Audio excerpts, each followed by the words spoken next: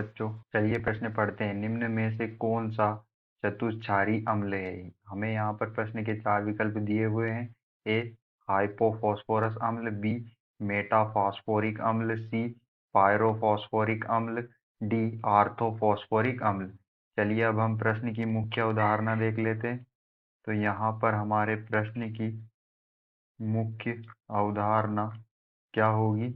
जो हमारे फॉस्फोरस जो फॉस्फोरस के जो ऑक्सो अम्ल होते हैं, फॉस्फोरस के ऑक्सो अम्ल, हमारा जो फॉस्फोरस होता है जिसे हम किससे दर्शाते हैं? पी से दर्शाते हैं। उसके जो ऑक्सो अम्ल होते हैं, ऑक्सो अम्ल वाले यौगिक होते हैं, उनमें हम क्षारीयता जो होती है वो फास्फोरस से जितने OH आयन जुड़े होते हैं उससे देखते हैं। यदि हमारा एक OH आयन फास्फोरस से जुड़ा हो, इस तरह से हमारा क्या हो, एक अणु हो, तो वह क्या होगा? वह एक क्षारीय अम्ल होगा।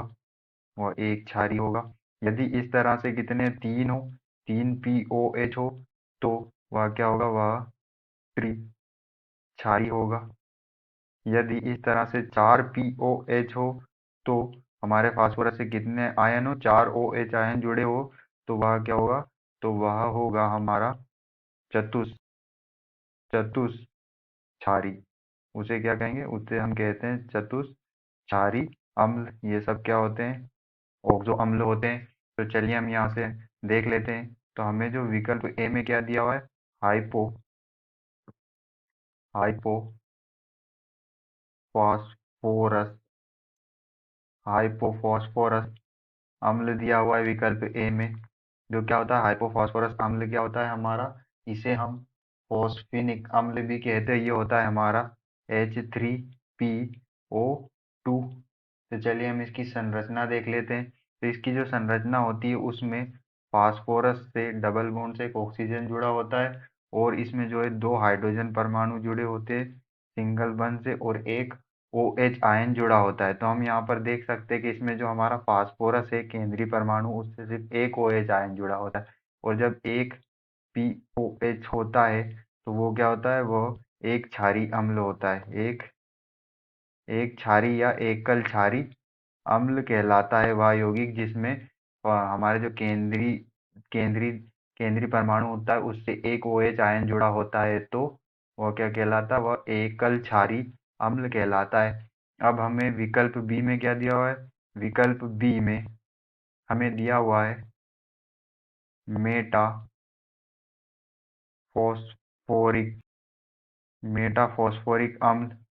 तो जो हमारा मेटाफॉस्फोरिक अम्ल होता है वो क्या होता है? वो होता है हमारा HPO3 होल एन। एन यहाँ पर हमारे जो नंबर संख्या हो सकती है यहाँ पर। तो यदि हम ये क्या होता है? साइक्लो होता है हमारा जो मेटाफॉस्फोरिक, चक्रीय होता है। तो चक्रीय ट्राई मेटाफॉस्फोरिक अम्ल का अगर हम देखें, तो जो हमारा चक्रीय ट्राई मेटाफॉस्फोरिक होता है वो क्या होता है? उसमें हम यहाँ पर एन की वैल्यू क्या रख देंगे? 3 रख देंगे। तो हमारा क्या होगा? HPO3 और होल 3।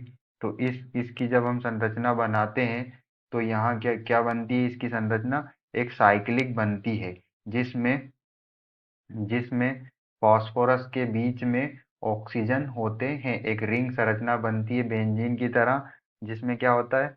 जिसमें तीन POH होते हैं, और इसमें तीन ही P डबल बॉन्ड O होता है, और इसमें तीन ही क्या मिलता है हमें? तीन ही इसमें हमें मिलता है PO और P। यहाँ पर हम देख सकते हैं कि जो हमारा फास्फोरस है केंद्रीय परमाणु, उससे OH आयन जुड़े हैं। वो कितने हैं? ऐसे POH कितना है? 3 है। तो यह जो हमारा मेटाफॉस्फोरिक होगा, यह क्या होगा? यह होगा हमारा त्रिक्षारी अम्ल। इसे क्या कहेंगे? त्रिक्षारी अम्ल। चलिए हम विकल्प सी देख लेते हैं। विकल्प सी में हमें दिया हुआ है विकल्प सी में हमें दिया हुआ है पायरोफॉस्फोरिक अम्ल। पायरोफॉस्फोरिक